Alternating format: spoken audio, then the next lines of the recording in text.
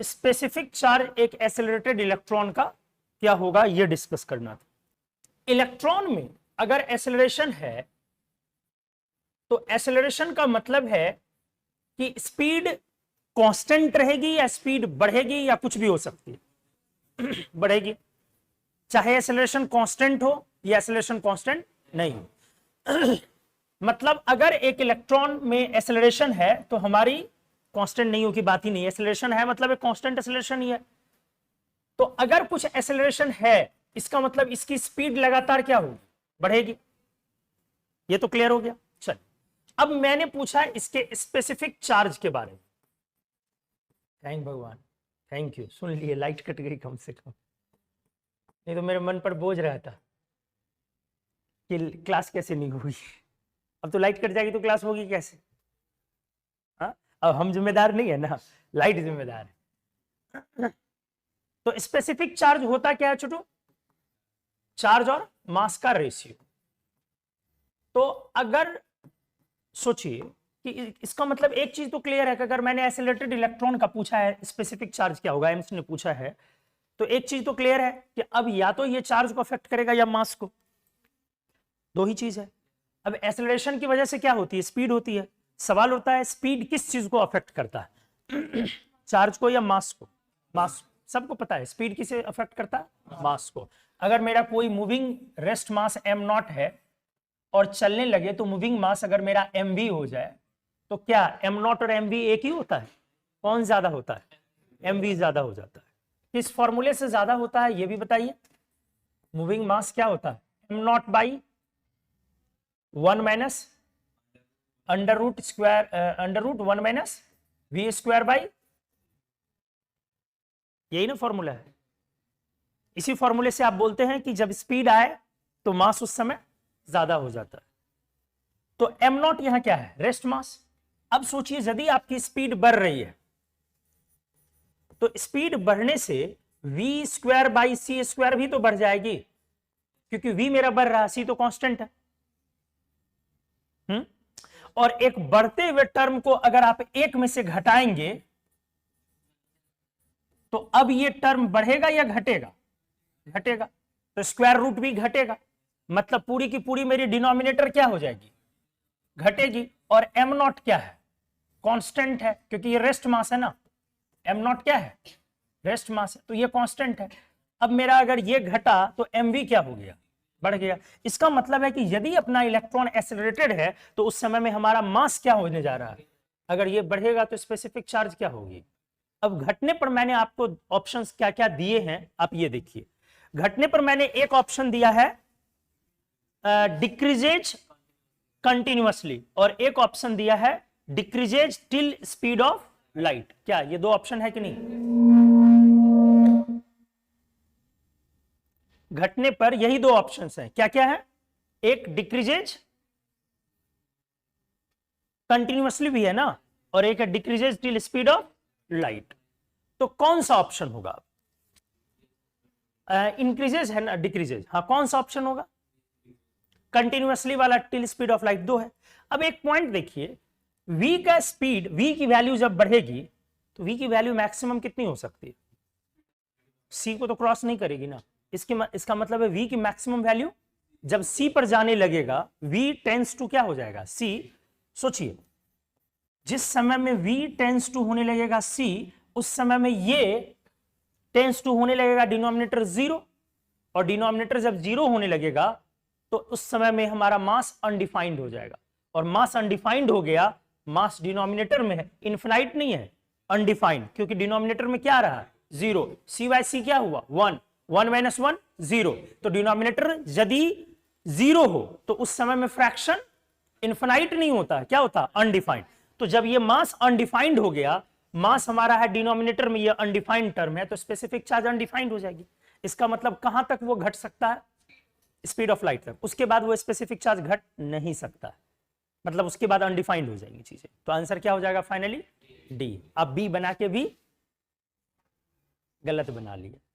जिन लोगों ने भी, कितने लोगों ने बी बनाया था डिक्रीजेज वाला कंटिन्यूअसली, देखो कॉन्सेप्ट तो यही लगाया होगा कि मास बढ़ेगा स्पीड आने से, तो आपने सही सोचा, एग्जाम आपसे एक कदम आगे चला गया, निकल गया।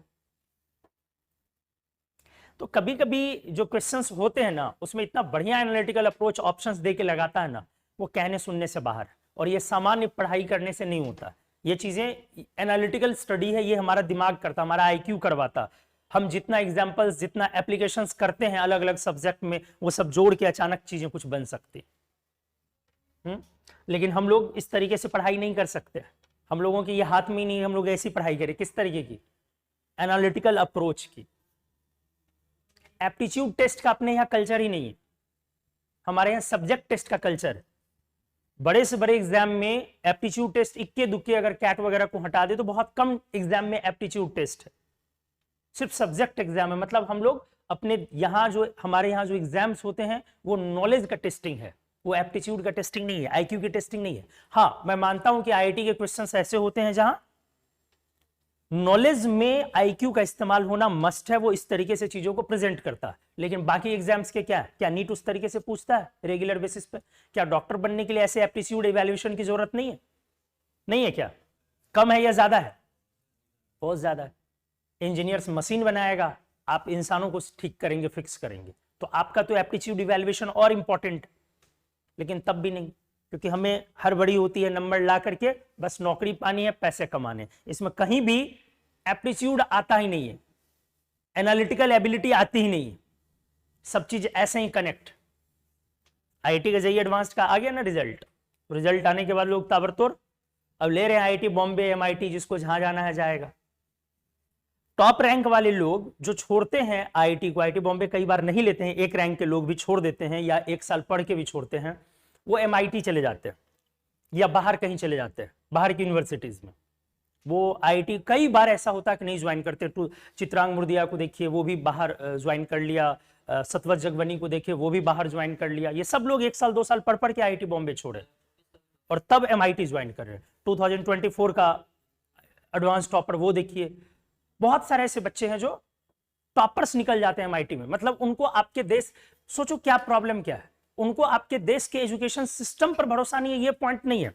उनको इस बात का भरोसा है यहाँ रिसर्च एनालिसिस पुअर है, यहाँ साइंस को जॉब से यहाँ कनेक्ट किया हुआ डायरेक्टली। हमारे देश में रिसर्च ऑर्गेनाइजेशन एक ही है जो बहुत तगड़ी है वर्ल्ड वाइड, जिसका एक नाम है, कौन? आईआईसी बेंगलुरु। लेकिन बावजूद उसके घर की मुर्गी दाल बराबर।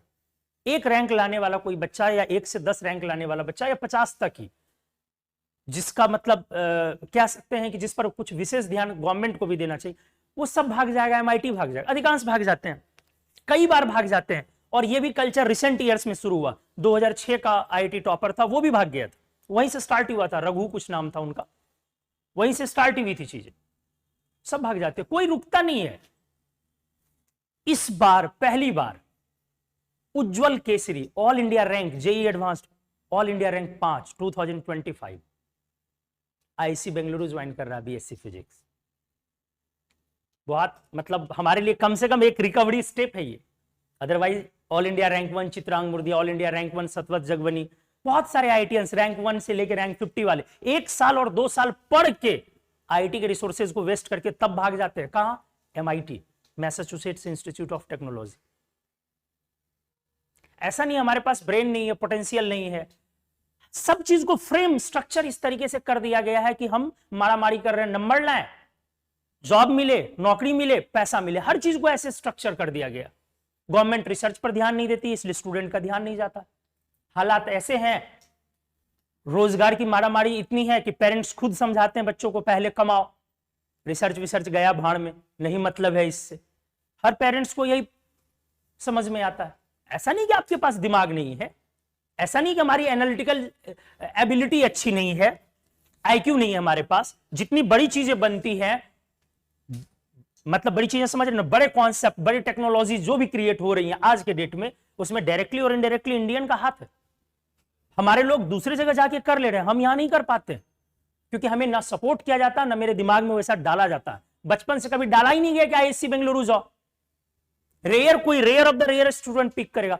रैंक 5 आईआईटी उज्जवल केसरी इस बार all India rank 5 JEE Advanced वाला, अगर वो आईआईसी बेंगलुरु ज्वाइन कर रहा है, जबकि उसके लिए देखो पैशन, देखो उज्जवल केसरी की,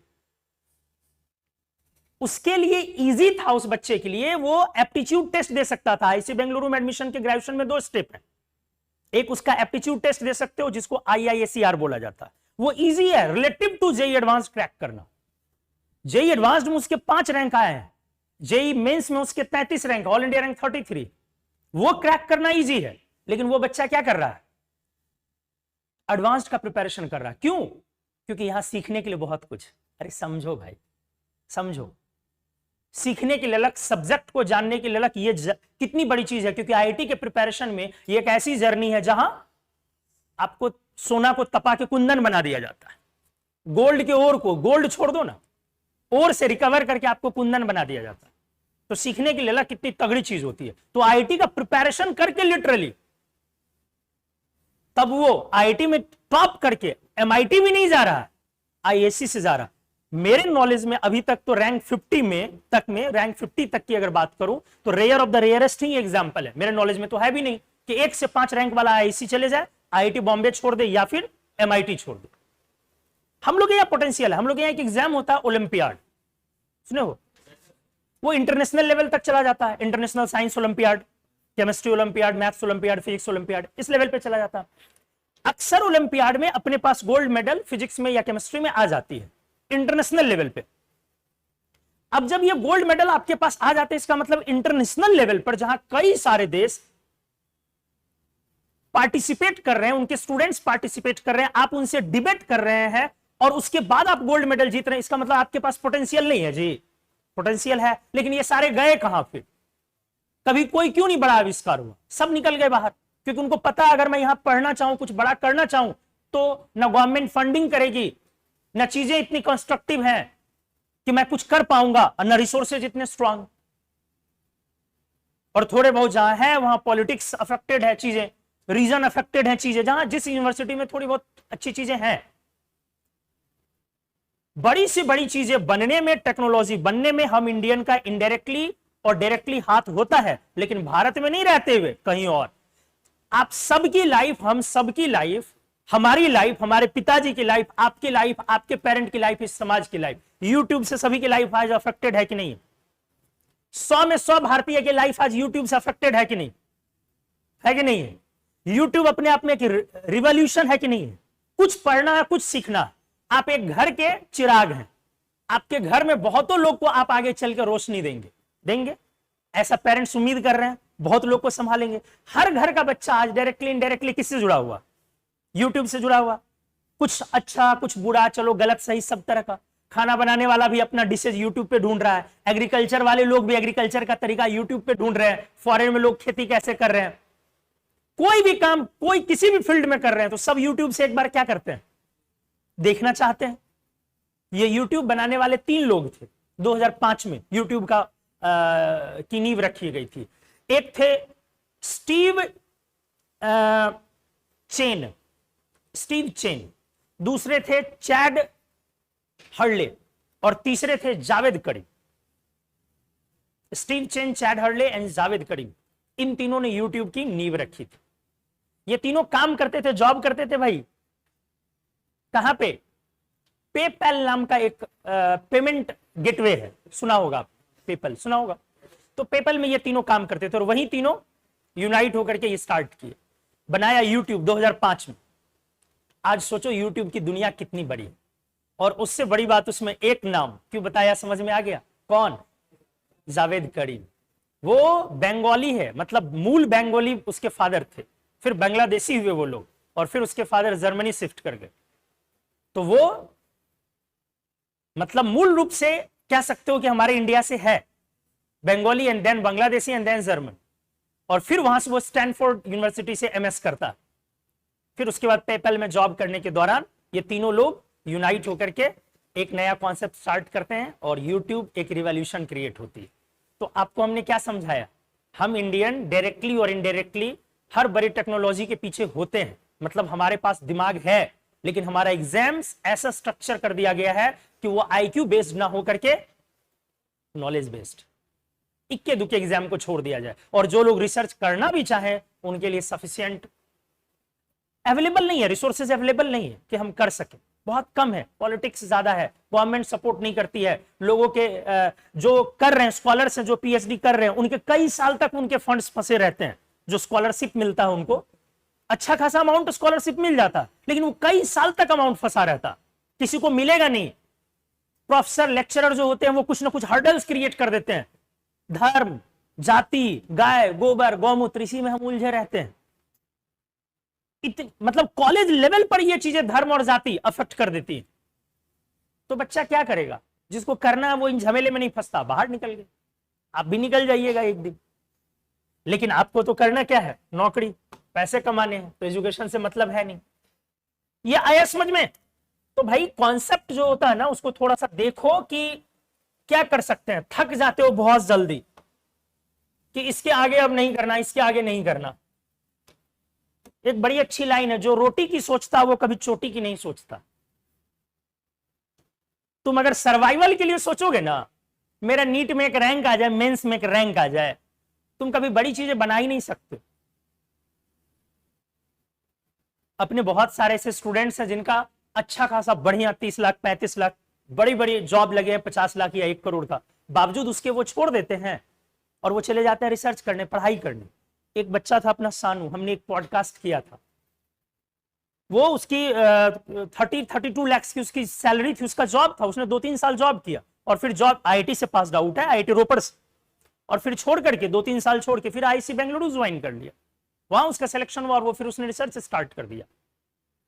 वीएलसीसी डिजाइन होता, वीएलसी डिजाइन होता।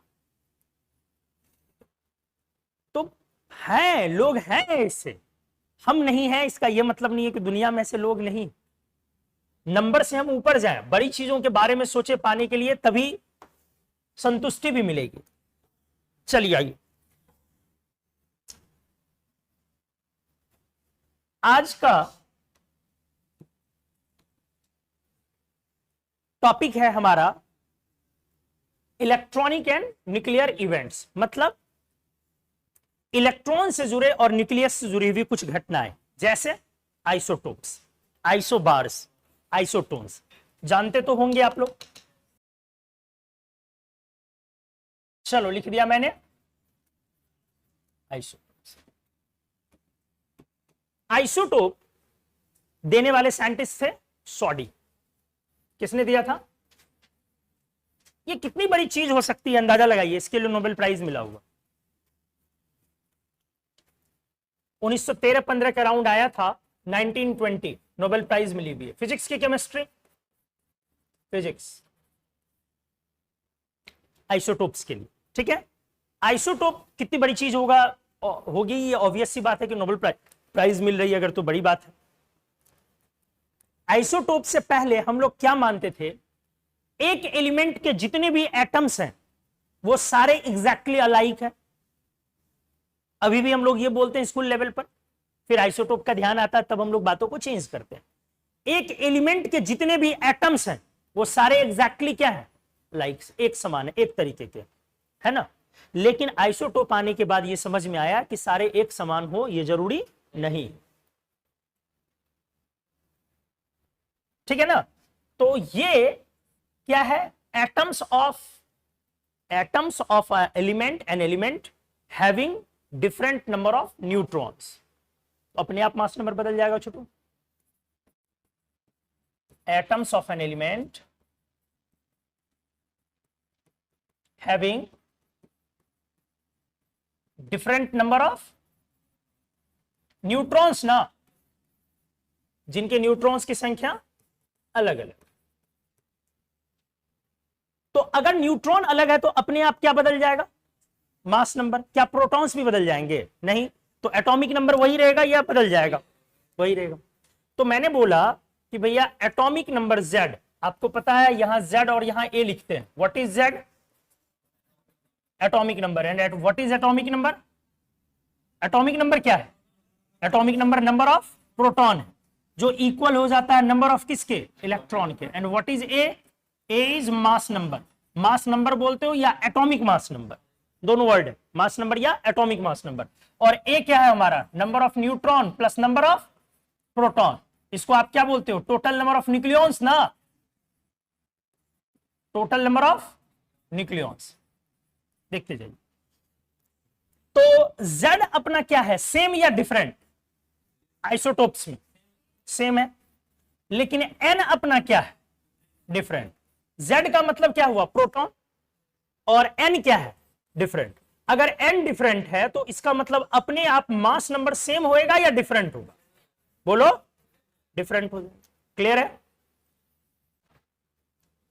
ठीक है, जैसे आप एग्जाम्पल में क्या लिखते हैं, C12 आपने लिखा, C13 लिखा, C14 लिखा, तो C12 में प्रोटॉन कितने हैं, 6, न्यूट्रॉन कितने हैं, 6, प्रोटॉन कितने हैं, 6, न्यूट्रॉन कितने हैं, 7, प्रोटॉन कितने हैं और न्यूट्रॉन कितने हैं। आपको लगता है कि आइसोटोप में ये किसी को नहीं आता होगा, ये तो सबको पता होगा ना। तो अगर आइसोटोप से कुछ खास क्वेश्चन बन जाए तो कौन सी चीजों पर हम लोग बात कर सकते हैं जहां पर थोड़ी बात बने हमारे लिए, लोगों के लिए कम बने, उस तरह से अब सोचना। आइसोटोप्स आने के बाद क्या क्या चेंजेस आए। सबसे पहला ये चेंज आया कि एटम्स एक एलिमेंट के सारे एग्जैक्टली अलाइक होते हैं, ये कॉन्सेप्ट रिजेक्ट कर दिया गया। दूसरा, ये 1920 की बात है। पीरियोडिक टेबल के नजरिए से देखें तो इन दिनों 1913 से लेके चले 1913 से कॉन्सेप्ट इंट्रोड्यूस तभी हो चुका था, ये नोबेल प्राइज का ईयर है। तो 1913 में कौन सा पीरियोडिक टेबल उस समय तक चल रहा था, जरा एक बार सोच के देखें। मोस्ले नहीं, मोस्ले तो वही 13-15 के राउंड आना स्टार्ट हुआ, 15 में आया, फर्स्ट वर्ल्ड वॉर में मोस्ले का आया। उससे पहले जो पीटी चल रही थी वो थी मैनलीफ। और मैनलीफ के पीरियोडिक टेबल में किस चीज के आधार पे एटम्स को सजाया जा रहा था, उनके बढ़ते हुए एटॉमिक मास के आधार पे। सही है। आइसोटोप आने के बाद पूरी की पूरी चीजें गड़बड़ हो गई, क्योंकि कार्बन 12, 13, 14 है, तब तो कार्बन को आप 3 बार लगाएंगे, समझ रहे हैं। 3 आधा पीरियोडिक टेबल छेक सकता आपका, क्यों, 3 के 10 आइसोटोप होते नेचुरल, तो 10 पोजीशन ले लेगा ना। अगर आप बढ़ते हुए मास में सजाएंगे तो चेंज क्या आया, हमारा मैनलीफ का पीरियोडिक टेबल कंप्लीटली रिजेक्ट हो गया after the discovery of isotope.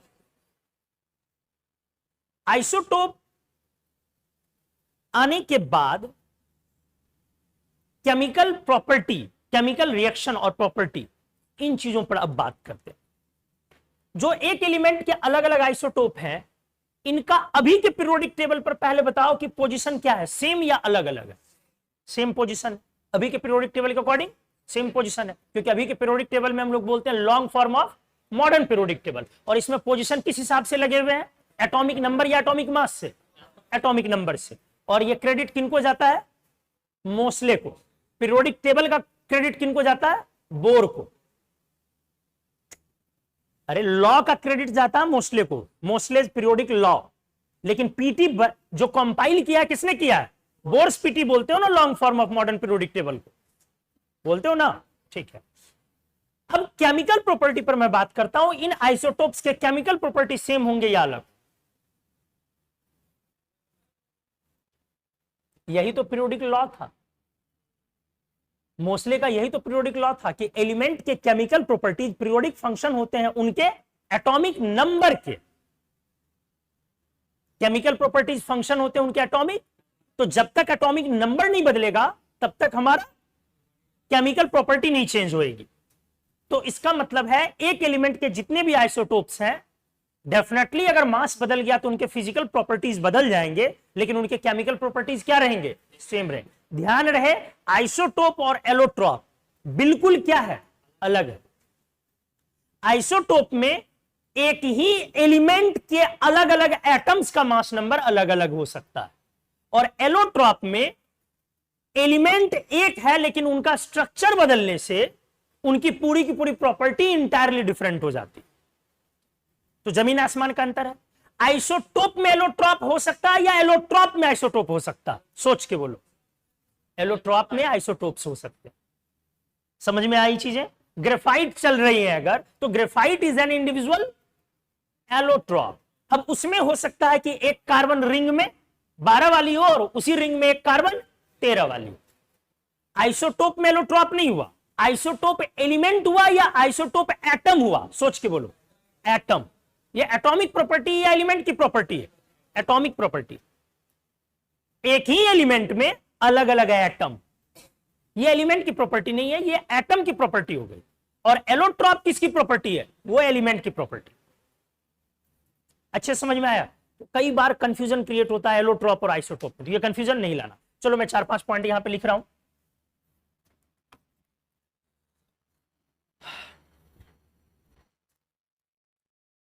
ध्यान से, मैनलिब्स periodic table gets discarded completely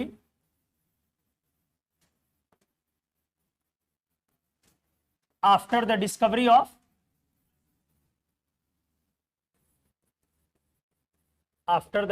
of isotopes. Isotopes की डिस्कवरी के बाद मैनलीफ की पीरियोडिक टेबल पूरे तरीके से रिजेक्ट की गई।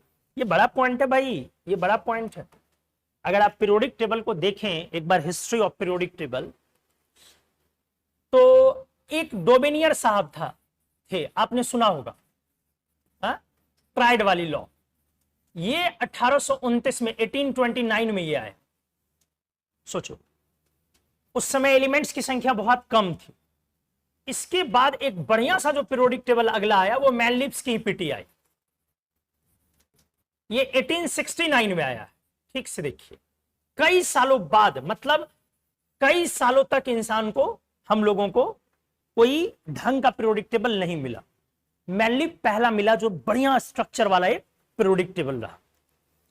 इस समय में 63 एलिमेंट्स थे, 63 एलिमेंट्स। कितने एलिमेंट्स खोजे गए? और मैनलिब की एक बड़ी अच्छी खासियत थी कि इन्होंने इन 63 के अलावे बहुत सारे अननोन एलिमेंट के लिए भी जगह छोड़ा। आप गलत समझ रहे हैं, ये जो 63 एलिमेंट थे वो सीक्वेंस में नहीं थे। ये मैंने पहले भी आपको एक बार पढ़ाया है। ये कहीं कहीं से थे, एकदम सीक्वेंस में 1 to 63 यूरोपियम तक नहीं है, कहीं कहीं से है। 79 गोल्ड है, अरे है ना। टेक्नीशियम नहीं है। क्लियर हुआ? तो बहुत सारे एलिमेंट बीच वाले हैं, बहुत सारे बीच वाले नहीं है। इनके समय में एल्यूमिनियम था, गैलियम नहीं था। इंडियम था, सिलिकॉन था, कार्बन था, जर्मेनियम नहीं था, फिर टिन था, लेड था। तो सोचो एक ग्रुप में इनके टाइम में कार्बन भी है, सिलिकॉन भी है, जर्मेनियम नहीं है, टिन है, लेड है। इनको पता नहीं है जर्मेनियम नाम का कोई एलिमेंट है, क्योंकि एटॉमिक नंबर तो उस समय थी नहीं आया समझ में। अरे सोच भाई, सोच, उनके नजरिए से सोच, तब भी इतना परफेक्ट। आज हम लोग क्या करते हैं, मैनलिब की पीटी को बेकार बोल के आगे निकल जाते हैं। उनके नजरिए से सोचो, 63 एलिमेंट्स थे और सीक्वेंस नाम की तो कोई चीज थी नहीं। क्यों जी? क्योंकि एटॉमिक नंबर नहीं था, तो सीक्वेंस कैसे पता किसके बाद क्या है नहीं है। तो जो एलिमेंट बहुत सारे बीच के नहीं है, उनको मालूम भी नहीं है कि इस बीच में कुछ एलिमेंट हो सकता है, उनके लिए भी जगह छोड़ा। ये इनका कितना बड़ा मेरिट है, आप सोचिए।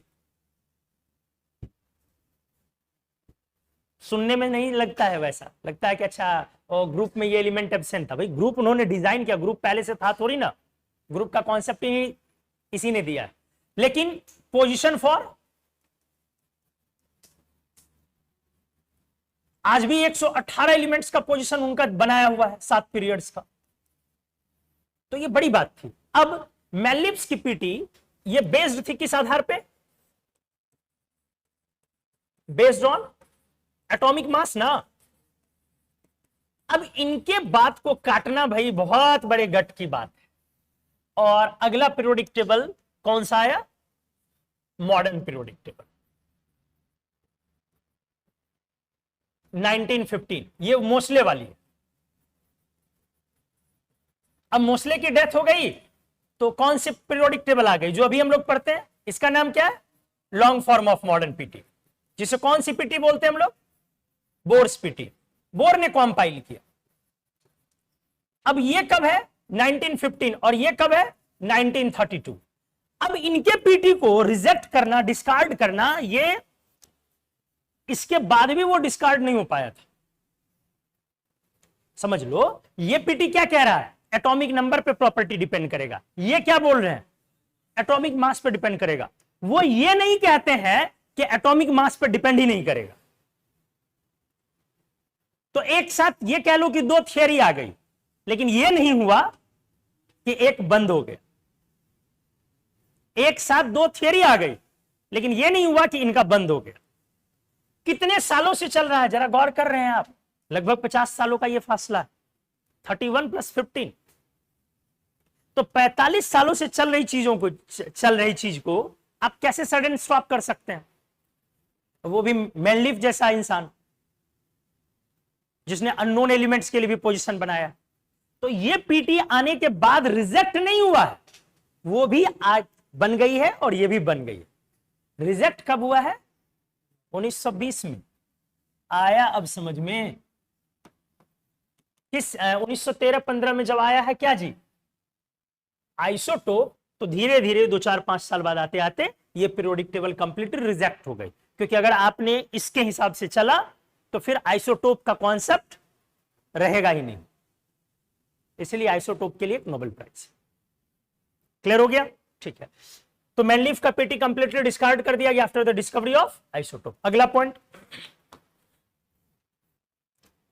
पोजीशंस किसके लिए? Of all isotopes of an element. किसी भी एलिमेंट के जितने भी आइसोटोप हैं, क्या है ये? सेम पोजीशन या डिफरेंट? सेम पोजीशन ना, period group same. Chemical property same या डिफरेंट? सिमिलर बोले ज्यादा बेहतर है, ठीक है। क्यों सिमिलर केमिकल प्रॉपर्टीज हो जाएंगे? क्योंकि केमिकल प्रॉपर्टी को क्या माना गया है, किस पर डिपेंड करता है? एटॉमिक नंबर पर या एटॉमिक मास पे? एटॉमिक नंबर पे। कोई दिक्कत? समझे? आइसोटोप्स को सेपरेट करने के लिए सेपरेशन ऑफ आइसोटोप या एनरिचमेंट ऑफ आइसोटोप, सेपरेशन या एनरिचमेंट कह सकते हैं, इसके लिए बहुत सारे मेथड हैं। इसमें से एक है ग्राहम्स लॉ ऑफ डिफ्यूजन।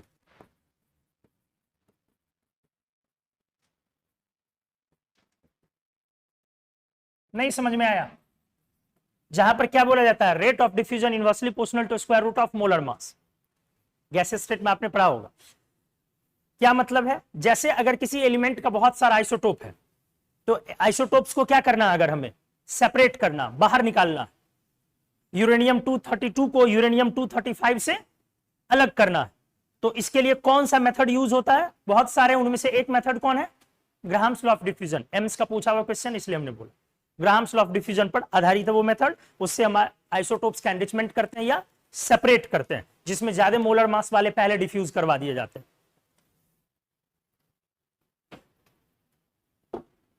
ये आया नहीं होगा समझ में ज्यादा? ये आ गया? नहीं आया? चलो तो बोलोगे ना भाई। मान लो यूरेनियम 232 और यूरेनियम 235 है, अब इसे सेपरेट करनी, तो हमने क्या कर दिया? चलो फ्लोरीन से रिएक्शन करा दिया पूरे एलिमेंट को। ये तो एलिमेंट है, एलिमेंट में ढेर सारे एटम्स। अब मेरा प्रोडक्ट बन गया UF6। क्या बन गया? अब UF6 में डिफ्यूजन जब करवाया गया है, डिफ्यूजन समझते हो? तो डिफ्यूजन में पहले कौन सा निकलेगा? हल्की वाली गैस की भारी वाली? अगर गैस बना दिया जाए तो हल्की वाली की भारी वाली? हल्की वाली। भारी वाली गैस तो नीचे रहेगी ना, हल्की वाली ना पहले निकलेगी। डिफ्यूजन हमेशा, जो रेट ऑफ डिफ्यूजन होता है वो किस पे डिपेंड करता है? मोलर मास पे, inversely proportional to square root of molar mass. तो मोलर मास जितना कम होगा, जितनी हल्की होगी, उतना ही मेरा डिफ्यूजन रैपिड होगा। तो अपने आप कौन पहले डिफ्यूज कर जाएगा? 32 वाली या 35 वाली? 32 वाली। इसीलिए हमने बोला सेपरेशन या एनरिचमेंट ऑफ आइसोटोप किस पर बेस्ड है? ग्राहम्स लॉ ऑफ डिफ्यूजन पे। ठीक है, आ जाइए। पीरियोडिक टेबल में अधिकांश एलिमेंट के आइसोटोप्स है या नहीं? अधिकांश एलिमेंट के आइसोटोप्स है या नहीं? नहीं है। यह बात गलत है। अधिकांश एलिमेंट के पीरियोडिक टेबल में आइसोटोप है। Most of all elements are या हैविंग देयर सम आइसोटोप्स, और वो भी नेचुरल। सिंथेटिक तो सबका हो सकता है। अधिकांश एलिमेंट का। अब very few elements are known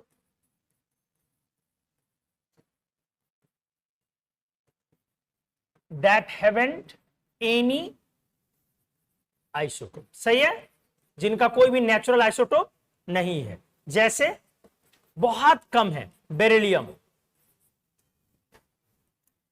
fluorine,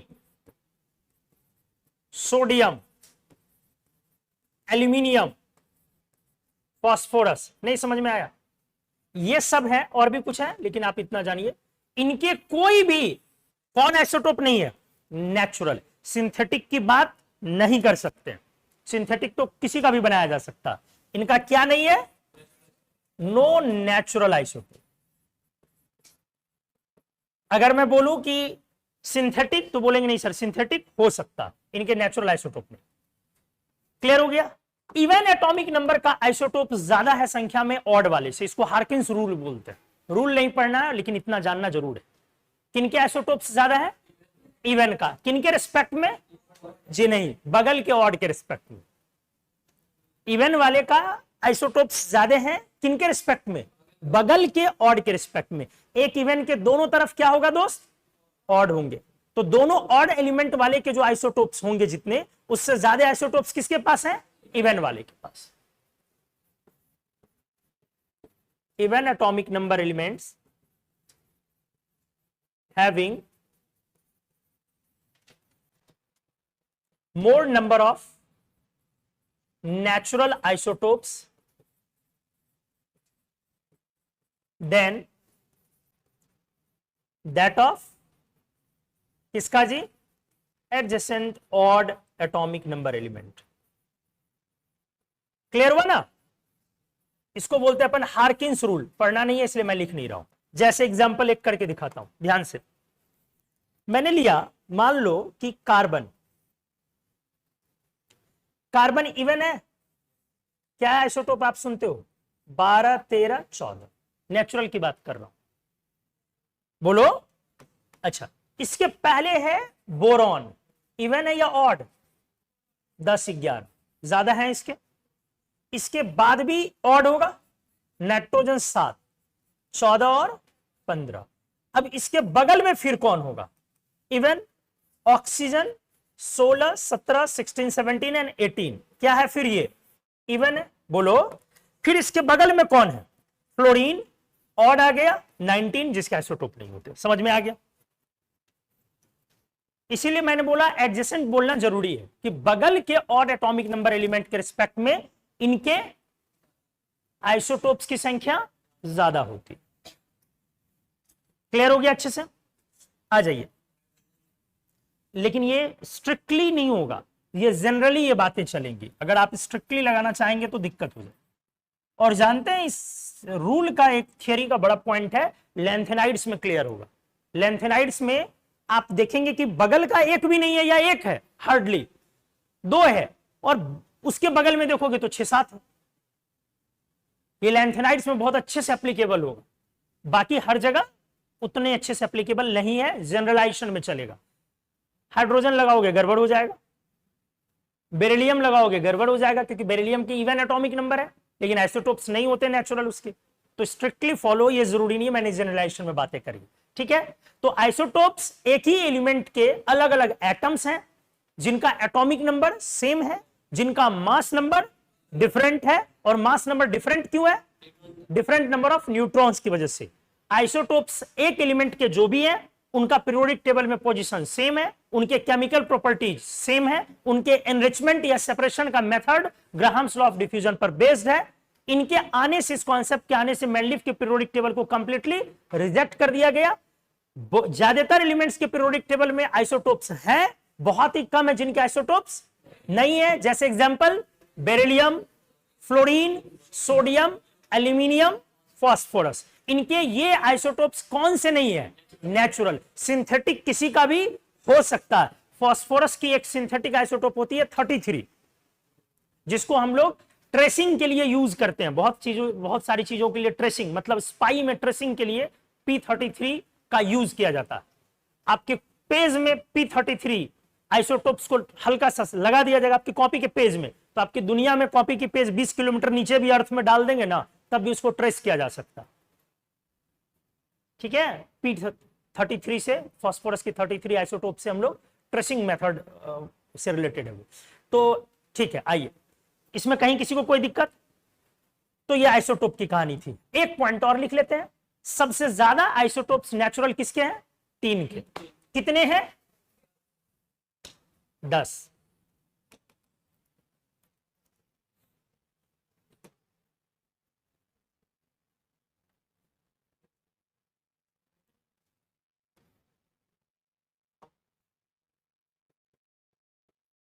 highest number of natural, फिर आइसोटोप बोल रहे, नेचुरल। छोटू जम के सोते हो, इधर ये सो रहे हो, उधर वो भी बीच बीच में मजा ले ही रहा है, पिछले क्लास में भी ले रहा था, अक्सर ले लेते हो। हाँ अच्छा कोई नहीं, हम समझ सकते हैं। एक आध दिन मेरे को भी ट्राई करना चाहिए, एक आध दिन हमको भी सोने का अधिकार है कि नहीं है? नहीं है? हाँ बहुत तेज हो रहे, मतलब तू लोग सो ले, हम नहीं सो सकते हैं। क्यों? आप जिम्मेदार नागरिक है ना sir. Highest number of natural isotopes SN। देखो इसका भी इवन एटॉमिक नंबर है, 10 आइसोटोप्स हैं। A for mass number, A for, ये 112 से इसकी शुरू होती है और 124 तक जाती है, टोटल 10 वैल्यू इसमें से। ठीक है, तो बेसिकली आइसोटोप जो हो रहा है वो किस चीज की वजह से हो रही है? न्यूट्रॉन की वजह से। ठीक है, न्यूक्लियर चेंजेस होते हैं, आपने सीखा है। सेकंड पे आ जाओ, आइसोटोप्स के बाद आइसोबार्स। अब जब एटॉमिक नंबर सेम रहते हुए मास नंबर अलग हो सकता है, तो लोगों ने अलग अलग चीजें एक्सप्लोर करी और एक नया क्या आया है? आइसोबार। ये एक ही एलिमेंट के लिए डिफाइंड है, परिभाषित है, या अलग अलग के लिए? अलग अलग के लिए। आइसोटोप में और एक पॉइंट बनता है एवरेज एटॉमिक मास, तो ये मैं मोल कॉन्सेप्ट में बताऊंगा इसलिए हमने छोड़ दिया एवरेज एटॉमिक मास। ठीक है, लेकिन क्वेश्चन पूछने के समय में हम जरूर पूछेंगे, पढ़ाएंगे मोल कॉन्सेप्ट में, क्वेश्चन पूछेंगे। जैसे मान लो कि अगर 2 लाइन बता ही दे रहे, एवरेज एटॉमिक मास, ये कब डिफाइन करेंगे हम लोग? सोचो सोचो, जो एटॉमिक मास होता है, कभी गौर किया है एग्जाम में एटॉमिक मास हमेशा लिख दिया जाता है, चाहे वो छोटे एलिमेंट ही क्यों ना हो, कार्बन नाइट्रोजन ही क्यों ना हो, तब भी लिख दिए जाते। गौर क्यों? उसका रीजन क्या होता है? एटॉमिक मास फिक्स नहीं हो सकता। क्यों नहीं हो सकता है? क्योंकि अधिकांश एलिमेंट के पीरियोडिक टेबल में आइसोटोप्स। तो मान लो कि हमारा बोरॉन है, मान लो मैंने क्या ले लिया? बोरॉन। अब 2 अलग अलग इसका सैंपल लिया, नमूना लिया, नेचुरल बोरॉन, ठीक से, नेचुरली अकरिंग बोरॉन, मतलब एक किसी और कंट्री में निकाला गया है, माइन आउट किया गया है, कोई दूसरे कंट्री में दूसरा, तो ज्योग्राफिकल कंडीशंस तो अलग अलग हो गए। बोलो, तो अगर ज्योग्राफिकल कंडीशन अलग होंगे तो इतना तो समझ में आता है कि मिनरल्स का कॉम्पोजिशन फिर अर्थ में हर जगह सेम नहीं है। तो हो सकता है ज्योग्राफिकल कंडीशन की वजह से बोरॉन 10 और बोरॉन 11 एक जगह जो मिले, ये 98% मिले और ये 2% मिले, और एक जगह जो मिले यहां पे मान लो 97 या 97 बोल लो और 93 बोल लो, 3% बोलो, मान लो ऐसा। और एक्चुअली होता भी यही है कि नेचुरल सैंपल में कई बार चीजें बदल जाती है, कई बार नहीं भी बदलती हैं, डिपेंड्स ऑन ज्योग्राफिकल कंडीशन। तो आपके पास दोनों में बोरॉन है, ये भी बोरॉन है, ये भी बोरॉन है, तो आप एटॉमिक मास क्या बोलेंगे अगर इसका पूछा जाएगा, इस बोरॉन का? तो क्या बोलोगे कि सर ज्यादातर तो 10 ही है, तो 10 बोल दो। नहीं, फिर तो 11 की आइडेंटिटी खो गई ना जी। अरे 11 की आइडेंटिटी तो खो गई ना। इसीलिए आप ना 10 बोल सकते हैं ना 11, तो आपको क्या बोलना पड़ेगा? एवरेज। क्या बोलना पड़ेगा? Average atomic mass. तो एवरेज कैसे बोलोगे सर? बड़ा सिंपल है, 10 जोड़ 11/2। अगर ऐसे बोल दोगे तब तो फिर दोनों का सेम हो जाएगा ना, इसलिए एवरेज नहीं होगा। तो एवरेज कैसे निकालेंगे? 10 वाला 98 है, तो एवरेज मेरा कैसे निकलेगा छोटू? 98 इंटू 10 प्लस 2 इंटू 11। बोलो, और ये टोटल कितने से डिवाइड करना? 100 से। क्या ये वैल्यू इस वैल्यू के समान होगी जहां पर 97 इंटू क्या करना है? 10। 10 वाला 97 प्लस क्या करनी होगी? 3 इंटू 11 और डिवाइडेड बाय फिर क्या करनी होगी? क्या दोनों सेम है? नहीं। तो आइसोटोपिक सैंपल जैसे ही बदला, उसी एलिमेंट का कॉम्पोजिशन बदला आइसोटोप्स का, अपने आप एवरेज एटॉमिक मास भी बदल जाएगा। अब आपको समझ में आया क्यों एटॉमिक मास एक कांस्टेंट प्रॉपर्टी नहीं है?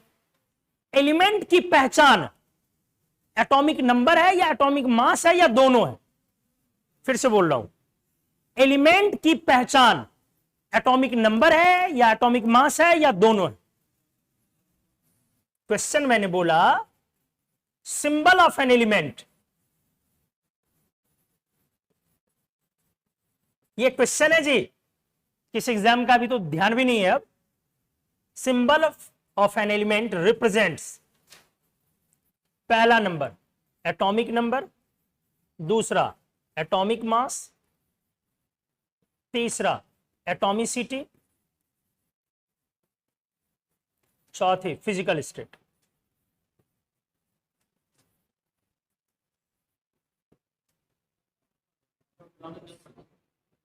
बोलिए,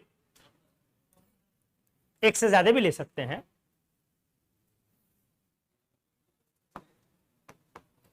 किसी एलिमेंट का सिंबल किस चीज को रिप्रेजेंट करता? A and B, A and D, ठीक है।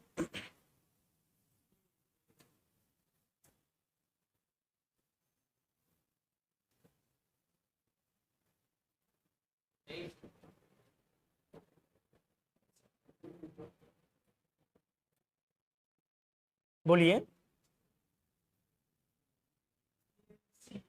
ए एंड सी।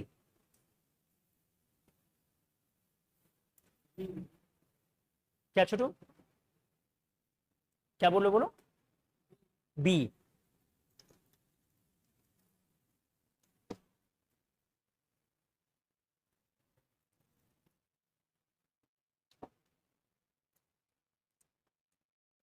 बोलिए आप लोग भी।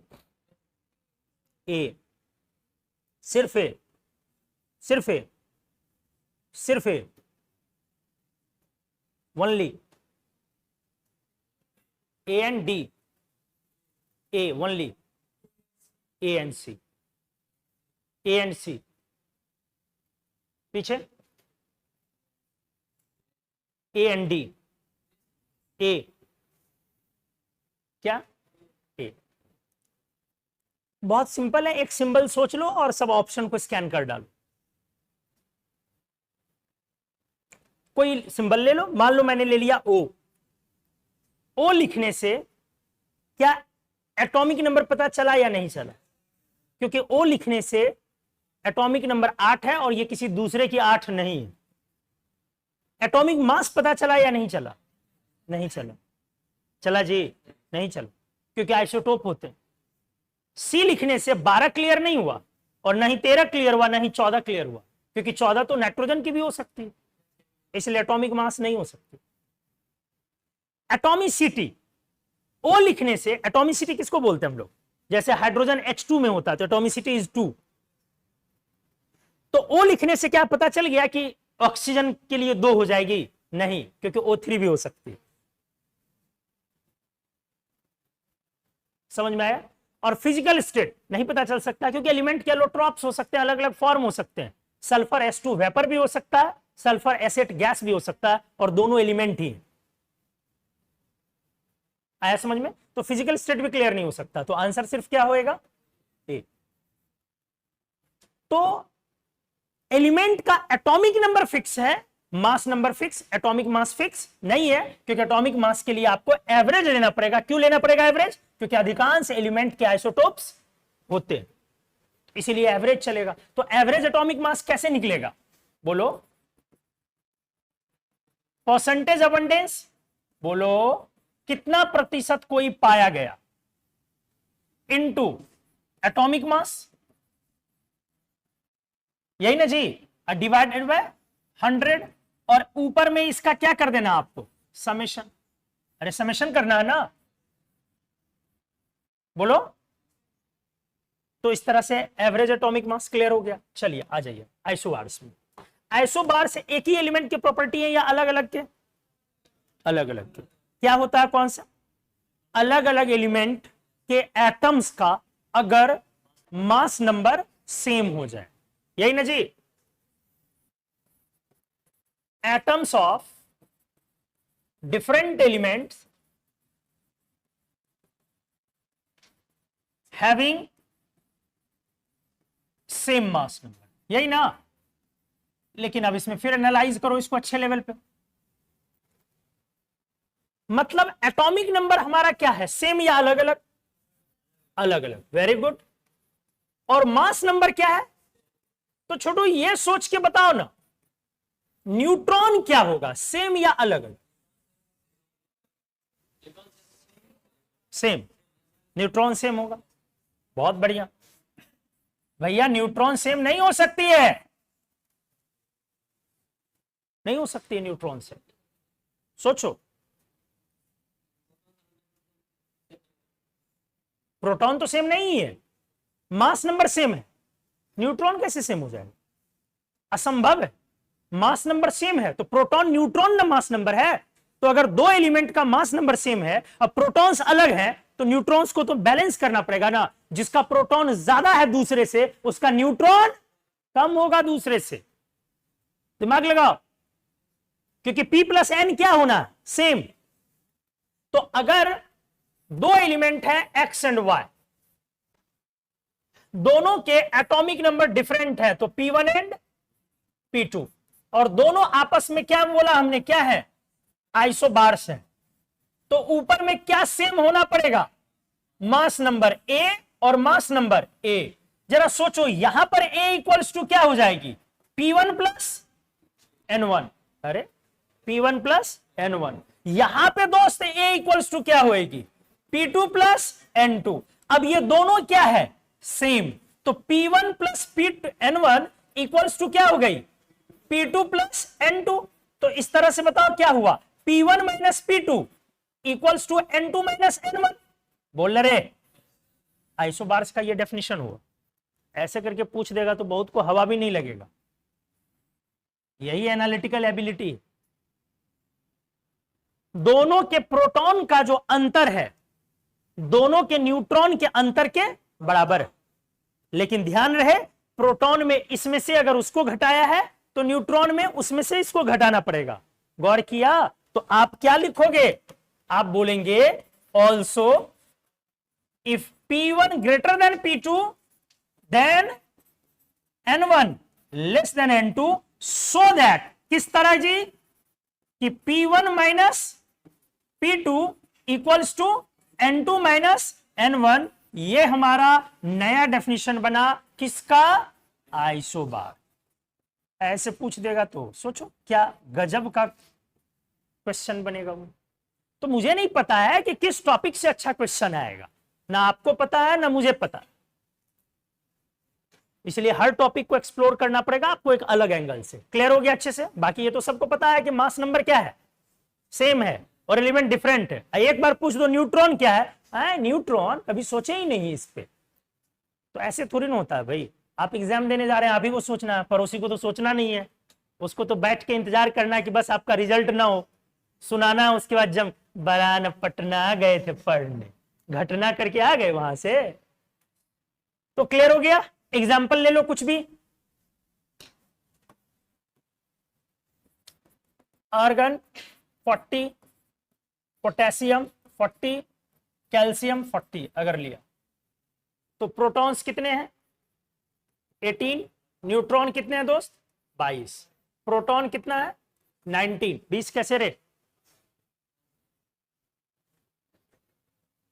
न्यूट्रॉन जिंदा रहना है कि नहीं बे? जीने से मन भर गया है? बोलो न्यूट्रॉन कितने हैं जी? 21। यहां बोलो प्रोटॉन कितना है 20 और न्यूट्रॉन 20। प्रोटॉन्स इधर ज्यादा है दोस्त, आपने देख लिया न्यूट्रॉन इधर ज्यादा है? और किसी भी दो आइसोबार को पकड़ो, पहला और आखिरी वाला, प्रोटॉन में अंतर 2 का, न्यूट्रॉन में भी अंतर 2 का। तो जो अभी किया, if P1 greater than P2 then N2 greater than N1 and P1 minus P2 equals to N2 minus, difference same होगा। समझ गए अच्छे से? आइसोबार्स होना इलेक्ट्रॉनिक घटना है कि न्यूक्लियर घटना? न्यूक्लियर। इलेक्ट्रॉन के कारण हो रहा है क्या? और आइसोटोप्स होना इलेक्ट्रॉनिक घटना है कि न्यूक्लियर? आइसोटोप होना वो इलेक्ट्रॉनिक, क्योंकि हमने टॉपिक ही लिखा है इलेक्ट्रॉनिक एंड न्यूक्लियर इवेंट। तो आइसोटोप होना कौन सा इवेंट है, इलेक्ट्रॉनिक के न्यूक्लियर? कैसे इलेक्ट्रॉनिक? इलेक्ट्रॉन से हुआ है वो हुआ किसकी वजह से है? न्यूट्रॉन की वजह से। तो न्यूट्रॉन न्यूक्लियर हुआ ना, तो आइसोटोप होना कौन सी घटना है? न्यूक्लियर। समझ में आया? अब ये सब नहीं पता चलेगा भैया तो क्या करें? हे प्रभु, चलो यहां लिख दे रहा हूं, वो भी सब तो छाप ही देना पड़ेगा, बचेगा क्या? अपना दिमाग क्या लगाओगे? न्यूक्लियर इवेंट हो गई।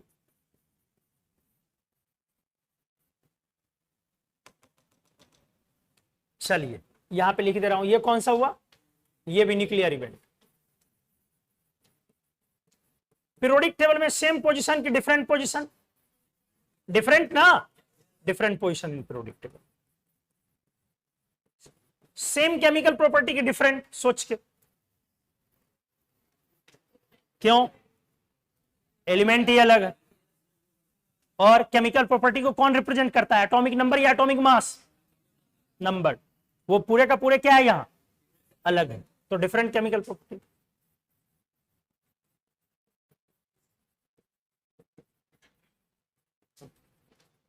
चलो तीसरा आइसोटोन्स, ठीक है?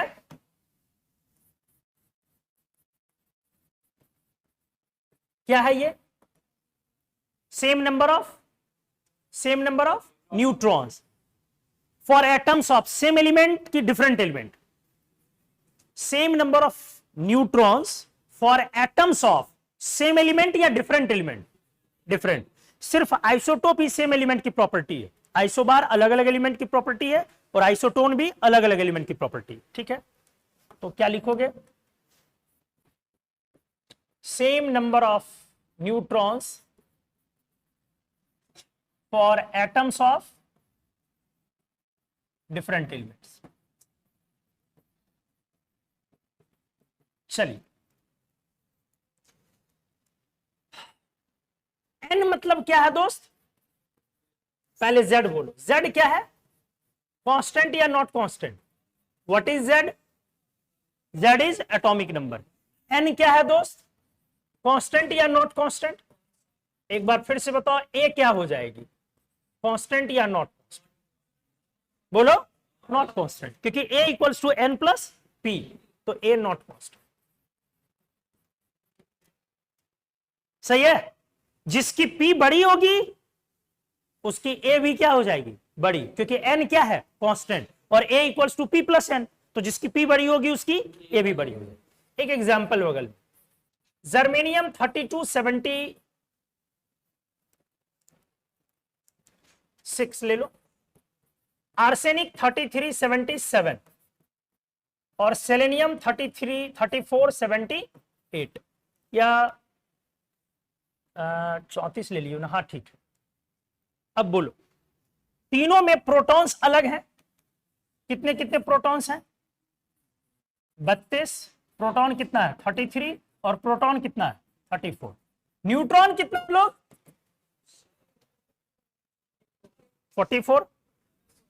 44 ना, 44। यहां पे न्यूट्रॉन कितना है और यहां पे न्यूट्रॉन कितना? तो क्लियर हो गया। इसी को हम क्या बोलेंगे? आइसोटोन्स। आप बोलिए पीरियोडिक टेबल में सेम पोजीशन की different different position. Chemical property बताओ, डिफरेंट केमिकल प्रॉपर्टी। अच्छा ये बताइए,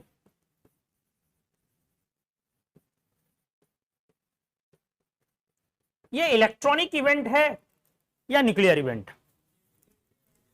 क्या है? न्यूक्लियर। क्यों?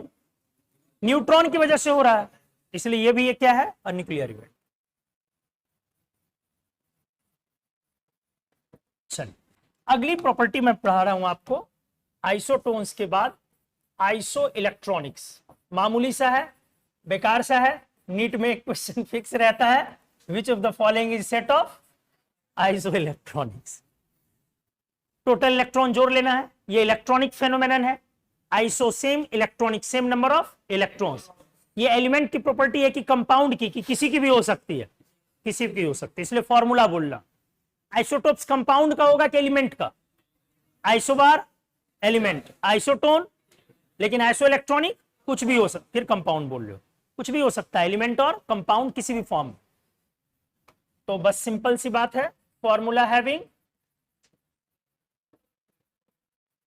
जितने भी फॉर्मूला है सबका क्या होना चाहिए? Same number of electrons. CO Cn minus NO plus N2 silicon. जरा गौर से देखिए, कितने इलेक्ट्रॉन्स हैं? 8 प्लस 6, 6 प्लस 7 प्लस 1 ना, 7 प्लस 8 माइनस 1 ना, 7 इंटू 2 ना, सीधे 14 ना। तो सभी के सभी क्या है? Isoelectronics to each other. एक पॉइंट होता है, हायर स्टैंडर्ड पे, हायर लेवल पे एक चीज बोली जाती है, आइसो इलेक्ट्रॉनिक्स उसे बोलते हैं, और ये बात कभी आईटी वाईटी वाला निकाल भी लेगा, ट्रू डेफिनेशन वही है, ट्रू डेफिनेशन ये नहीं है, सही डेफिनेशन वही है। आइसो इलेक्ट्रॉनिक्स तब बोलते हैं जब नंबर ऑफ इलेक्ट्रॉन्स भी सेम हो। रहने दीजिए अभी उस डेफिनेशन को, नहीं नहीं नहीं नहीं नहीं नहीं नहीं नहीं नहीं नहीं नहीं, आप लोग फिर क्वेश्चन में टिक कर देंगे, रहने नहीं नहीं नहीं ना ना ना ना, रहने दीजिए ना ना ना ना, अरे हम टेंशन में आ गए भाई, आ गए तो ना ना ना, आप लोग ऐसे ही निकालिए भाई। अभी 2 अंक का जोड़ कर रहे थे तो उसमें कितने का मुंह सूख रहा था? 7 जोड़ 8 माइनस 1, ये तो देखो पेन लगा भी रही थी ऐसे लाइन खींच खींच के, उसमें से घटा रही थी बेचारी, निकलता नहीं। और दूसरा डेफिनेशन बता दें, इलेक्ट्रॉनिक के न्यूक्लियर इवेंट, इलेक्ट्रॉनिक। चलिए एक और टर्म है आइसोस्टर्स। क्या है? देखिए ये आइसो इलेक्ट्रॉनिक ही है। आइसोस्टर तब कहलाएगा यदि उसमें एटम्स की संख्या सेम है वो वही, लेकिन बस क्या एक्स्ट्रा एक कंडीशन है, एटम्स की संख्या सेम। मतलब आपको क्या लिखना है? पहले लिखा हमने आइसो इलेक्ट्रॉनिक होना जरूरी है, वैसे वाले फॉर्मूले जिसके पास क्या होना चाहिए? Same number of electrons. लेकिन अब सेकंड कंडीशन क्या जोड़ा दोस्त? Having same number of atoms.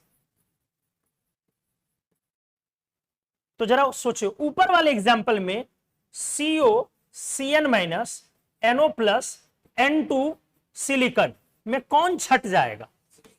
समझ में आ गया? तो ये सब आइसोस्टर्स है, और ये आपस में आइसो इलेक्ट्रॉनिक तो है लेकिन आइसोस्टर नहीं है। तो सारे आइसो इलेक्ट्रॉनिक सारे आइसोस्टर्स हो सकते हैं कि नहीं? सारे आइसो इलेक्ट्रॉनिक आइसोस्टर हो सकते हैं कि नहीं? नहीं। लेकिन सारे आइसोस्टर्स आइसो इलेक्ट्रॉनिक है कि नहीं? है। क्लियर हो गया? चल, इसमें भी कुछ नहीं है। इलेक्ट्रॉनिक के न्यूक्लियर इवेंट, इलेक्ट्रॉनिक।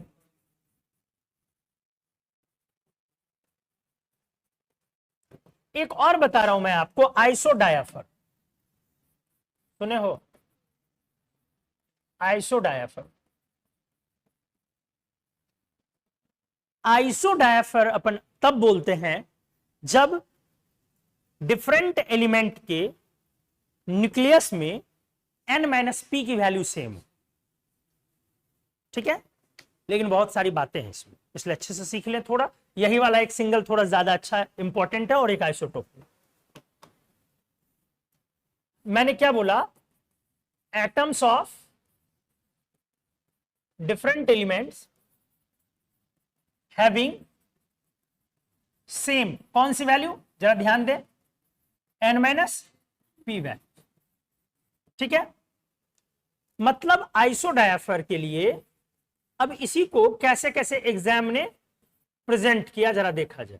पहला, same n minus P value. दूसरा, एग्जाम ने प्रेजेंट किया सेम आइसोटोपिक एक्सेस। तो अब ये लोगों को पता नहीं है और एग्जाम ने क्या लिख दिया कि आइसोटोपिक एक्सेस जिन एलिमेंट के सेम है उनको क्या बोलते हैं। अब किसी को नहीं पता जिन एलिमेंट के एटम्स के आइसोटोपिक एक्सेस सेम है, इक्वल है, उनको अपन क्या बोलते हैं, इनमें से वो क्या कहलाते हैं। तो अब ये नहीं पता तो नहीं पता। n माइनस पी का ही नाम है आइसोटोपिक एक्सेस। जैसे n प्लस पी को आप क्या बोलते हैं, mass number. n plus P को क्या बोलते हैं, mass number. n minus P को क्या बोलते हैं, आइसोटोपिक एक्सेस। ठीक है, तो दोनों डेफिनेशन सेम है या अलग अलग। अब एक डेफिनेशन और बोल रहा हूं, वो भी सेम ही है, same a minus two P values. अब फिर से देखो, ये भी दोस्त वही है, तीनों एक ही है, अलग अलग तरीके से लिखा गया। कैसे, सोचो, a माइनस टू पी को क्या लिख सकते हो, n plus P minus two P equals to n minus P. तो तीनों क्या है, सेम। आ जाओ, एग्जाम्पल करके दिखा रहा हूं बगल में, ठीक से। H11 H12 13 कर दो। ठीक है, ध्यान दो, ये हमारा अच्छे से देखो, क्या ये मेरे आइसोडायफर्स हो गए, क्योंकि यहां पर न्यूट्रॉन तो है नहीं, तो प्रोटॉन और न्यूट्रॉन का डिफरेंस कितना है, 0 1। अरे न्यूट्रॉन नहीं है ना, तो प्रोटॉन न्यूट्रॉन में अंतर कितने का है, 1। और वहां पर न्यूट्रॉन कितनी है, 2 ना, और प्रोटॉन कितनी है, 1। तो डिफरेंस कितने का हुआ, 1। तो ये मेरा कौन सा एग्जाम्पल हो गया, आइसोडायफर। पूछा हुआ एग्जाम में, समझ में आया, गलत है, नहीं।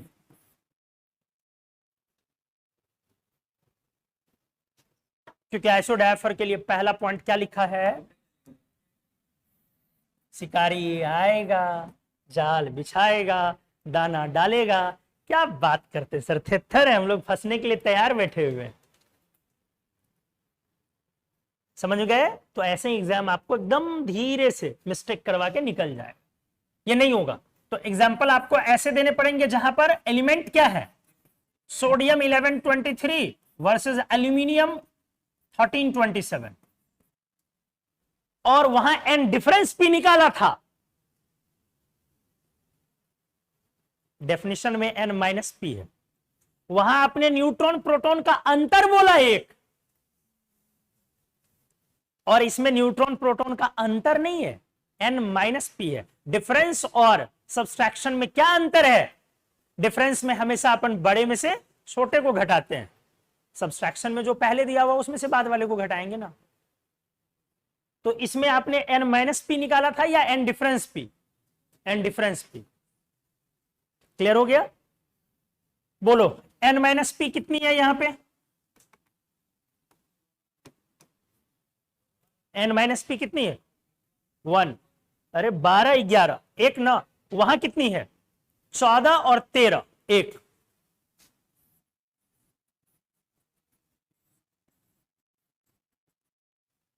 ये दोनों आपस में क्या हो गए, आइसोडायफर या इनके न्यूक्लियस बोले। छोटू ये सब टॉपिक पढ़ा रहे हैं, वही गनीमत है, ड्रॉपर में हो, ये बोलना भी नहीं चाहिए था। तब भी अगर किसी को दिक्कत है स्पीड से कि सर जल्दी जल्दी हो रही है, भैया माफ कर, डॉक्टर बदल ले, कहीं और इलाज कराओ। क्या ये बता रहे हैं अपने आप में यही शर्म की बात नहीं है, कोई बोल ही नहीं रहा है, नहीं है,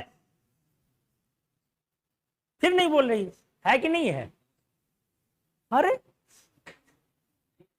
क्यों नहीं है, ड्रॉपर में होने जी, आइसोटोप सिखाया जाएगा। बोलो, तब तो सारे सेंटेंस की हिंदी भी लिख देते हैं साथ में, फाउंडेशन वालों की तरह। चलो एक पॉइंट आखिरी बोल, तैयार हैं? यहां पे मैं लिख रहा हूं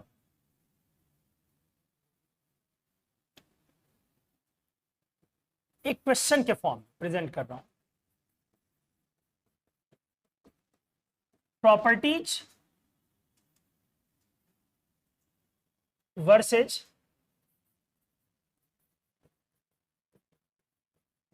रिलेशनशिप फिजिबिलिटी।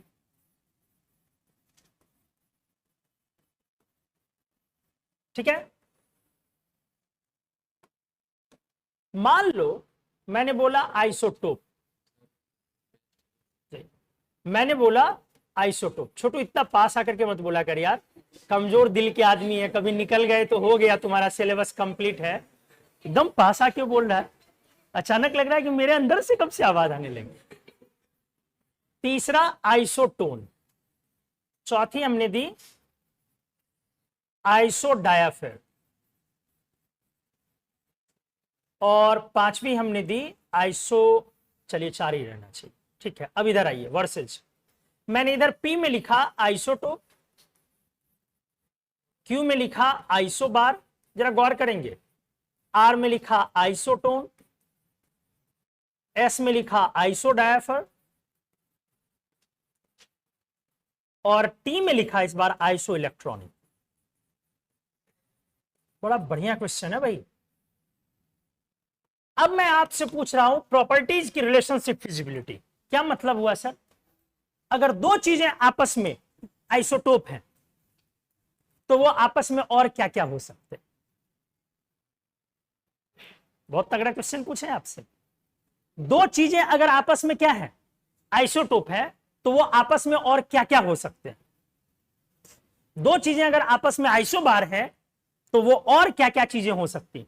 दो चीजें आपस में अगर आइसोटोन है वो और क्या क्या हो सकता है? दो चीजें अगर आपस में आइसोडायाफर है वो और क्या क्या हो सकता है? क्वेश्चन समझ में आया? जल्दी से बताइए, ए का क्या क्या होगा? अगर दो चीज आइसोटोप है तो आइसोटोप तो हो ही गया ना पी, बाकी बताएं क्या हो सकता है? दिमाग लो।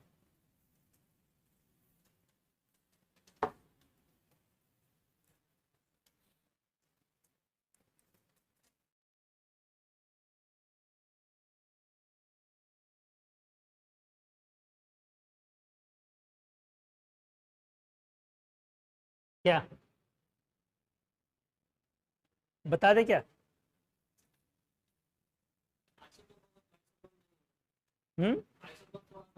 इसको सोचिए, एक बार घर पे सोच लीजिए, ठीक है?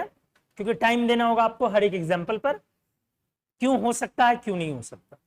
अगली क्लास में मैं इसको एक्सप्लेन कर दूंगा, और अगली क्लास में हम लोग फिर से नया टॉपिक को स्टार्ट करेंगे। आज इलेक्ट्रॉनिक एंड न्यूक्लियर इवेंट हम लोगों ने पढ़ा, ठीक है? अगली क्लास में नया टॉपिक क्या, मैं बोल ही दे रहा हूं, हम लोग अब कॉन्फ़िगरेशन की तरफ जाएंगे। इस पार्ट का सबसे मतलब इस चैप्टर का सबसे इंपॉर्टेंट एरिया कॉन्फ़िगरेशन ही है। तो कॉन्फ़िगरेशन स्टेप वाइज सीखेंगे, जिसमें पहले ऑर्बिट में, फिर ऑर्बिटल में, फिर ओवरऑल सबको एग्रीगेट एक साथ सीखेंगे। तो अगली क्लास हम लोग कॉन्फ़िगरेशन की तरफ, सेल की तरफ, ऑर्बिट की तरफ आगे बढ़ाते हैं। Thank you.